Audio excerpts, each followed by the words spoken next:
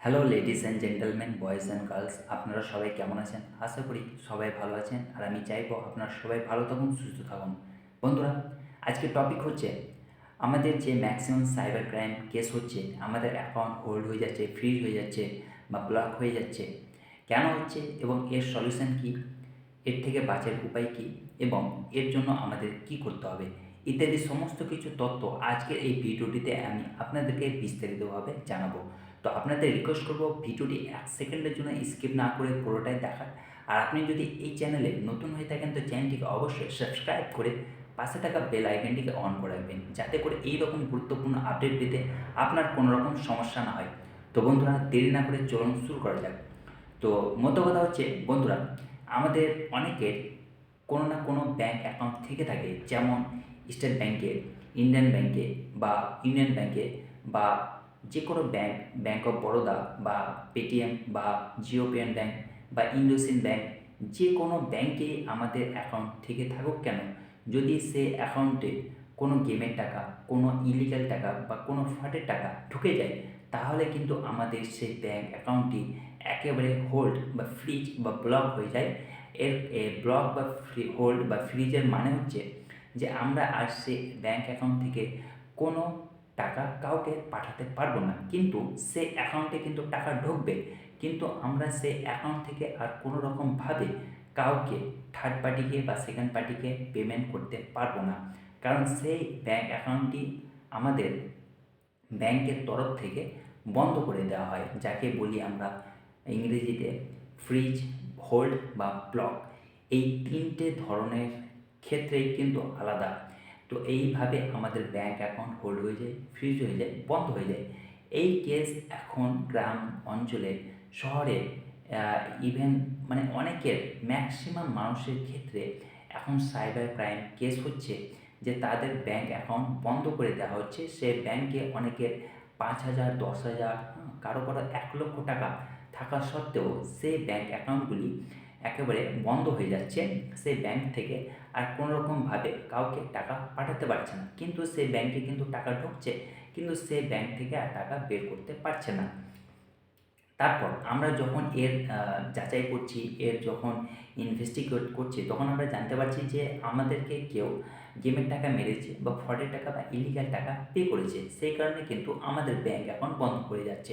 কিন্তু যারা নির্দোষ, যেমন আপনাকে যদি কেউ গেমের টাকা মেরে দেয় এবং আপনি নির্দোষ, আপনি জানেন না যে এই পেমেন্টের, এই টাকাটা যে আমাকে পে করলো, সে টাকাটা কে কোথা থেকে মারলো সেটা আপনি কিন্তু জানেন না, কিন্তু আপনার ব্যাঙ্ক অ্যাকাউন্টটি হোল্ড হয়ে যাচ্ছে, সেটা ব্যাঙ্ক করে দিচ্ছে। এই ক্ষেত্রে আপনি কি করবেন? এই ক্ষেত্রে আপনাকে 1930-তে কল করতে হবে।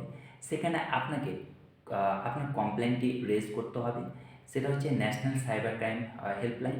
সেখানে আপনার কমপ্লেনটি জানানোর পর তারা আপনাকে একটি কেস নাম্বার দেবে এবং আপনার ব্যাঙ্ক অ্যাকাউন্টটি চাইবে।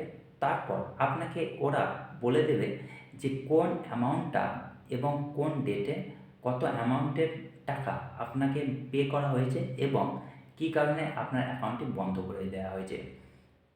তারা আপনাকে বলে দেবে কারণটি, এবং তারাও আপনাকে এটাও বলে দেবে যে আপনার মানে যে কেসটি করা হয়েছে সেটা কোন কোন লোকেশান, কোন এরিয়ার মধ্যে করা হয়েছে, সেখানকার লোকেশান, সেখানকার সাইবার ক্রাইম ডিপার্টমেন্টের হেল্প কন্ট্যাক্ট নাম্বার, সেখানকার পুরো ডিটেলস আপনাকে দিয়ে দেওয়া হবে।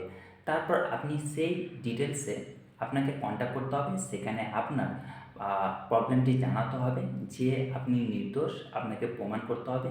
আপনি প্রমাণ হিসেবে আপনি বলবেন যে আমি জানি না যে কে আমাকে গেমের টাকা মেরেছে, আর মারলেও আমি তো জানি না যে এই টাকাটা ফ্রড বা ইলিগাল বা গেমের টাকা, সেটা আপনি বলবেন। তারা আপনার কথা শুনবেন। তারপর আপনাকে অ্যাজ এ ডকুমেন্টস হিসেবে আপনার 3 মাসের ব্যাঙ্ক স্টেটমেন্ট, আপনার আইডেন্টিটি প্রুফ হিসেবে Aadhaar card, PAN card, voter ID card, এই সমস্তগুলি আর আপনার ফুল ডিটেলস, এগুলি আপনাকে যেখান থেকে কেস করা হয়েছে যে সাইবার ক্রাইম অফিসে, সেখানে আপনাকে পাঠাতে হবে। এগুলি পাঠানোর পর আপনি বাই অনলাইনে পাঠাবেন। এগুলো পাঠানোর পর আপনার কাছ থেকে একটি টাইম নেওয়া হবে, 10 থেকে 15 দিন বা 20 দিন। 10 থেকে 15 দিনের মধ্যেই কিন্তু আপনার প্রবলেমটি শর্ট আউট হয়ে যাবে। তারপর আপনার ব্যাঙ্ক অ্যাকাউন্টটি আনফ্রিজ বা আনব্লক বা আনহোল্ড করে দেওয়া হবে এবং আপনি পুনরায় আপনার ব্যাঙ্ক অ্যাকাউন্টের সঙ্গে লেনদেন অর্থাৎ যে কাউকে টাকা পাঠাতে পারবেন। আর আপনি যদি সঙ্গে সঙ্গে যেখানে আপনার কেস করবে যে সাইবার ক্রাইম অফিস, সেখানে আপনি যদি তারপরের দিন বা নেক্সট ডে বা যদি আপনি ফিজিক্যালি সেখানে গিয়ে আপনার ডকুমেন্টসগুলি জমা দিয়ে আসতে পারেন, যেমন ব্যাঙ্ক স্টেটমেন্ট 3 মাসের, তারপর voter ID card, PAN card, Aadhaar card, তাহলে কিন্তু সেখানে আপনার প্রবলেমটি সঙ্গে সঙ্গে সলভ করে দেওয়া হবে। কিন্তু ম্যাক্সিমাম সাইবার ক্রাইম কেসগুলি হচ্ছে আপনার আউট অফ ওয়েস্ট বেঙ্গল, অর্থাৎ কারো কারো কর্ণাটক, কারো কারো কেরালা, কারো কারো ব্যাঙ্গালোর, ম্যাক্সিমাম সাউথেই এই সব সিটির মধ্যেই কিন্তু মিডল ক্লাস ফ্যামিলিদের কিন্তু সাইবার ক্রাইম কেসগুলি হচ্ছে। সেই কারণে এত দূর আউট অফ ওয়েস্ট বেঙ্গলে গিয়ে আমাদের প্রবলেমগুলি সলভ করা অসম্ভব। তো আপনারা বাই ইমেলে বা হোয়াটসঅ্যাপের মাধ্যমে আপনাদের ডকুমেন্টসগুলি পাঠাতে পারলেও কিন্তু আপনাদের প্রবলেমটি সলভ হয়ে যাবে। তো যাদের যাদের ব্যাঙ্ক অ্যাকাউন্ট ফ্রিজ হয়েছে, যাদের যাদের ব্যাঙ্ক অ্যাকাউন্ট ব্লক হয়েছে, যাদের যাদের ব্যাঙ্ক অ্যাকাউন্ট হোল্ড হয়েছে, যারা যারা তাদের ব্যাংকের সঙ্গে কোনো রকমের ট্রানজ্যাকশান, কোনো রকমের অনলাইন লেনদেন করতে পারছেন না, যাদের ব্যাঙ্ক অ্যাকাউন্টে হাজার হাজার টাকা ফেঁসে আছে, তারা দুশ্চিন্তায় চিন্তিত রয়েছে যে কী করবেন, কোথায় যাবেন।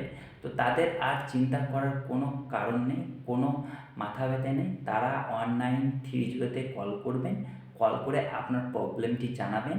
তারা আপনার প্রবলেমটি নিয়ে তারা আপনার সমস্যার সমাধান বলে দেবে। তো এটা একটা বিশাল কনসার্ন, বিশাল বড় মাথা ব্যথা।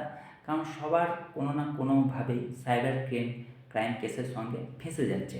যে নির্দোষ সে তো ফাঁসছে, আর যে দোষী সে তো অবশ্যই ফাঁসছে। তো এটা নিয়ে একটা উদ্বেগ, একটা চিন্তা রয়েছে আমাদের মধ্যে। তাই অনেকে অনলাইনে টাকা নিতে পারছেন না বা নিচ্ছেন না বা ভয় করছেন যে আমি একে টাকা দিলে বা ওর কাছ থেকে টাকা নিলে আমার ব্যাঙ্ক অ্যাকাউন্টটি বন্ধ হয়ে যাবে, ফ্রিজ হয়ে যাবে, হোল্ড হয়ে যাবে। তো এটা নিয়ে বিশাল বড় কনসার্ন রয়েছে। আর এটা নিয়ে গভর্নমেন্টকে, ব্যাঙ্কিং ডিপার্টমেন্টকে, সাইবার ক্রাইম ডিপার্টমেন্টকে, ইনকাম ট্যাক্স ডিপার্টমেন্টকে, প্রত্যেকটা ডিপার্টমেন্টকে সজাগ হতে হবে যে মেন আসামি যে রয়েছে, মেন আসামির ব্যাঙ্ক অ্যাকাউন্ট বন্ধ করে দিলে হয়ে যাবে। কিন্তু সেটা না করে আমাদের মিডল ক্লাস ফ্যামিলিদের ব্যাঙ্ক অ্যাকাউন্ট বন্ধ করা হচ্ছে। এটা এটা কোনো দিন মেনে নেওয়া যাচ্ছে না। কারণ আমাদের পরিশ্রমের টাকা, আমাদের কষ্টের টাকা, আমাদের রক্তের ঘাম ঝরিয়ে উপার্জন টাকা, সেই টাকা আমাদের বন্ধ করে দিচ্ছে ব্যাঙ্ক। কেন এটা হচ্ছে, এর সলিউশন করতে হবে। কারণ সাইবার ক্রাইম ডিপার্টমেন্টের এটা উচিত যে মেন আসামি রয়েছে তার ব্যাঙ্ক অ্যাকাউন্ট বন্ধ করে দেওয়া, আর বাকি যারা নির্দোষ রয়েছে তাদের ব্যাঙ্ক অ্যাকাউন্ট যেন বন্ধ না হয়। তো এটা সজাগ হতে হবে। তো আজকের জন্য এইটুকু। আশা করি ভিডিওটি আপনাদের ভালো লেগেছে। ভিডিওটি যদি ভালো লেগে থাকে, ভিডিওটিকে অবশ্যই লাইক করবেন, বন্ধুদের মাঝে ভিডিওটিকে শেয়ার করবেন, আর চ্যানেলটিকে অবশ্যই সাবস্ক্রাইব করবেন। ভালো থাকুন, সুস্থ থাকুন, গুড নাইট।